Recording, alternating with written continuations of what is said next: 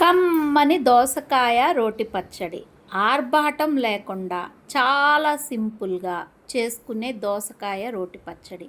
వేడివేడి అన్నంలోకి కమ్మని దోసకాయ రోటి పచ్చడి వేసుకుని అలా నెయ్యి తగిలించి వేడివేడి అన్నం కలుపుకుని తింటూ ఉంటే ఆ రుచే వేరబ్బా.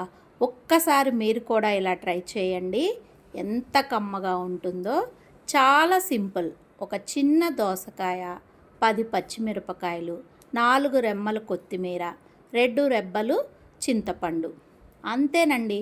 చక్కగా కొంచెం ఆయిల్ వేసుకుని పచ్చిమిరపకాయలు వేయించుకుని మన రోటిలో వేయించుకున్న పచ్చిమిర్చి, చింతపండు, కళ్ళుప్పు, కొంచెం జీలకర్ర, 4 వెల్లుల్లి రెమ్మల్ని వేసుకుని కచ్చాపచ్చాగా, మెత్తగా కాకుండా చక్కగా కచ్చాపచ్చాగా రోట్లో వేసుకుని పచ్చడి చేసుకుంటే ఆ పచ్చడి టేస్టే వేరుగా ఉంటుంది. ఒక్కసారి మీరు కూడా ఇలా ట్రై చేయండి.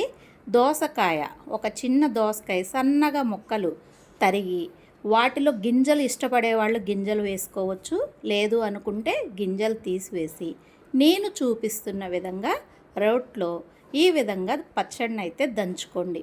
రోటి పచ్చడి చాలా టేస్ట్గా ఉంటుంది. ఒక్కసారి ఇలా ట్రై చేయండి.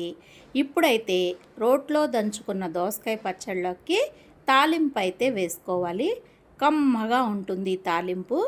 పచ్చెనగపప్పు, సాయమినపప్పు, ఆవాలు, ఎండుమిర్చి, అలాగే కొంచెం ఇంగువ వేసుకుని మనం 4 రెమ్మలు కరివేపాకు, తరిగిన కొంచెం కొత్తిమీర కూడా తాలింపులో వేసుకుని చివరిలో ఒక్క పావు స్పూను పసుపును గనక యాడ్ చేసుకుని పచ్చడి గనక తాలింపు పెట్టుకుంటే అబ్బబ్బబ్బబ్బా, కమ్మని దోసకాయ రోటి పచ్చడి. తింటే వదిలిపెట్టలేని టేస్ట్తో అయితే చాలా సింపుల్గా 5 నిమిషాల్లో తయారు చేసుకునే దోసకాయ పచ్చడి రెడీ.